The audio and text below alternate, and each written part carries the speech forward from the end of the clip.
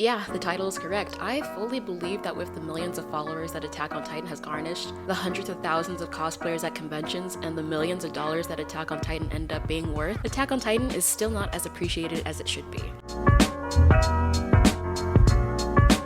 Spoiler warning for up to Season 4, Episode 5 of Attack on Titan, and some spoilers for Evangelion because there is something genuinely wrong with me. Everything from the music to the animation to the voice acting to the sound effects was unlike any other anime or show I have ever seen. Each character was carefully planned, and everything in the plot that didn't make sense before makes more and more sense. And the best part about it is that the plot is super direct and to the point. When I say the plot, I don't mean the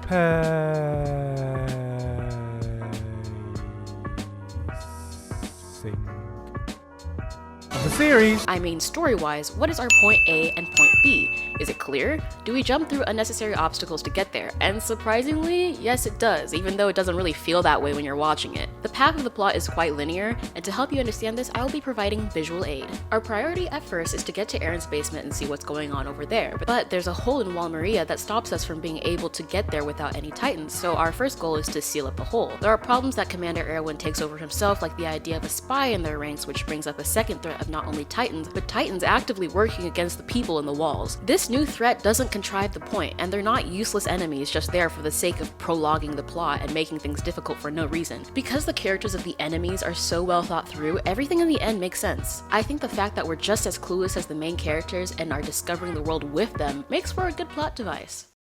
Don't get me started on how complex every character is. The first time I watched Attack on Titan was when I was 11 and the show had just come out in 2013, so a lot of the questions were unanswered and I took everything at face value. So in episode 6, when Eren died, my first thought wasn't, how are they gonna play this off and bring him back? My first thought was, holy shit, they just killed off the main character. I was really worried about how the show would work since now there's no one person to take the lead, and instead we've got his two best friends and a bunch of clear slates of people who may have had funny interactions once or twice before, but my god, did they handle it beautifully. For a few moments, I fully believed that the show would continue without Eren, and I was completely okay with it. I was ready to see how the characters who were so connected to Eren learn how to live with and for themselves. And that's exactly what the show did. You watch as Mikasa learns to live for herself instead of Eren. You watch Armin come to terms with his best friend being dead and manages to save everyone else through strategic thinking. You watch John take a role in leadership and start putting others before himself when previously that was the last thing he'd want to do. With the main character dead, the show had time to build on the other characters, and they did it really well. I ended up liking, all of them.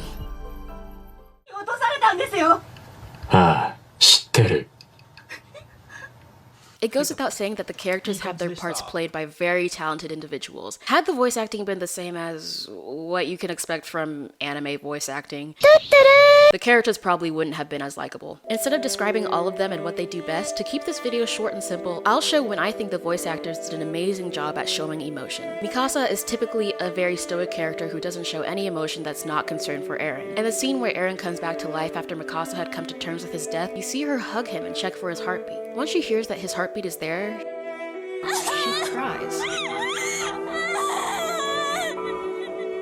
Levi Ackerman is technically the same, but believe it or not, even less emotion than Mikasa. So when we see his background story and watch his friends die and see him realize that he is truly alone, it hits. Armin Arlert is Eren's childhood friend. The only people he had in his life that he knew loved him unconditionally are Eren and Mikasa. They grew up together, and Eren often went out of his way to beat up Armin's bullies. So when Armin doesn't reach his hand out in time to save his best friend and watches him get eaten,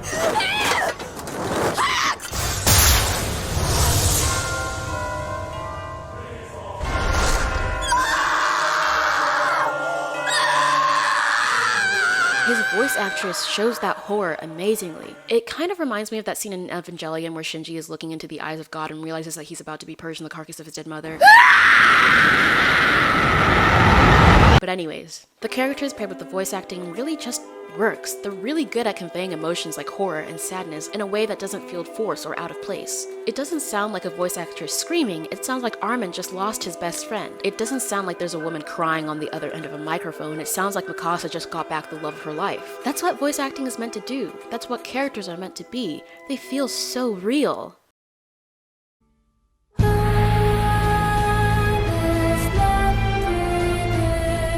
The music of Attack on Titan is the holy grail of all movie and show soundtracks. You cannot change my mind. I have yet to find any other show whose soundtrack is just as beautifully fitting as this one. Hiroyuki Sawano is the music composer and also the music composer of all time. While watching the League of Legends cinematic called Light and Shadow, the soundtrack really caught my attention in a way that none of the other cinematics had. While listening to it, I thought to myself, wow, this really reminds me of Attack on Titan. You will never guess who the music composer of it was. In a way, maybe this means that it's not that Attack on Titan soundtrack is good, and that rather Hiroyuki Sawano was given a job that was perfectly aligned with the type of music he was destined to create. A lot of the environmental elements that make the show so captivating has to do with Sawano's work. The most prominent example is the female Titans theme. Before we understood the true secret of the Titans, there was this insane part where suddenly there was just another one, and we knew nothing about it. And it killed more than half of the characters that we had just been introduced to, and killed the strongest soldiers of the Survey Corps. And just listen to the music that was played for her entrance.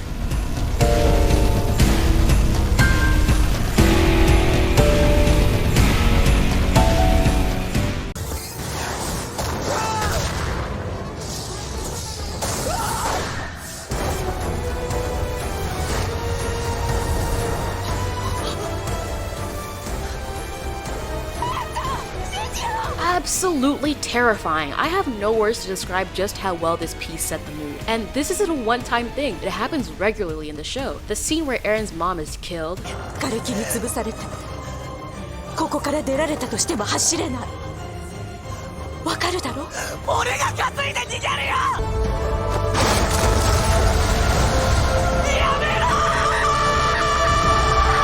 The scene where Mikasa awakens her Ackerman powers.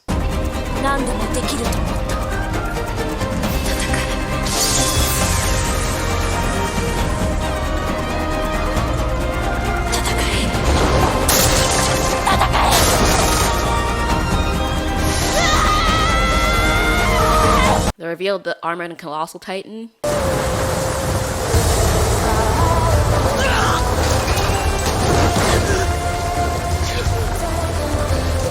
The emotional scenes have beautiful orchestral music, and some scenes are just completely silent, and it works. I listen to this music to go to sleep, which people find a little weird until I tell them that it helps me dream, because longtime fans of the soundtrack know exactly what I mean. Listening to the music will remind you of every scene it gets played in. The soundtrack, without a doubt, makes or breaks an anime, and in this case, it completely made it.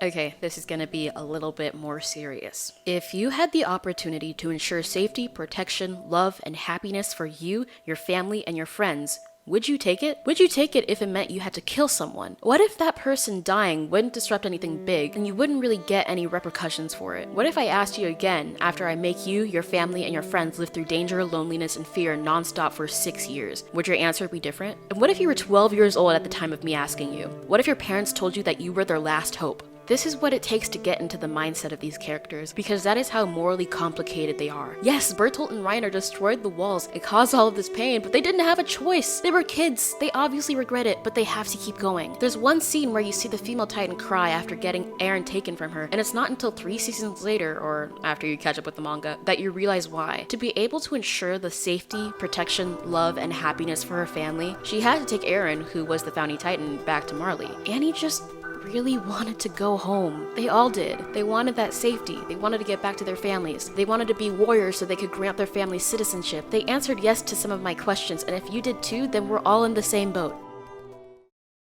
Well, there's a lot more I could say about this anime, but just about everything I could say just about everything I could say has said it better. I think Studio Wit was a once-in-a-lifetime perfect ensemble for this anime. I'm upset to say Mappa doesn't even compare, but you can't compare rocks to mountains. They're both good in their own way, and the story is more than enough to keep me interested. Maybe I'll take this back once the anime finishes. Maybe I'll say I was disappointed with the outcome, but in all honesty, it doesn't seem like that's what's going to happen. I think Attack on Titan has already grounded itself as a masterpiece, and the ending will probably only make it so much better. Thanks for sticking with me. I know this type of content is new to my channel, but I've done documentaries or opinion-fueled videos on topic I give a shit about before. This is just the first one I've done for YouTube's sake, so let me know if you'd like to see more or less of this content in the future by commenting, and think about subscribing because I can assure you that if you like it, there will be more of it. Bye!